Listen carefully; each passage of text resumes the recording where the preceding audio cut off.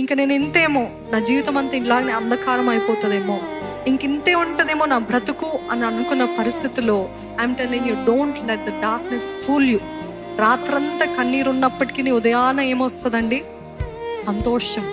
రాత్రికి సాదృశ్యము కన్నీరు, నిరాశ, కృంగుదల, గందరగోళము, కేయాస్ ఇవన్నీ ఉంటాయి. కానీ మరలా దేవుడు మార్చగలిగిన దేవుడు. He can change the cycle, he can change the pattern, he can change. ఆయన చేంజ్ చేయగలిగిన దేవుడు.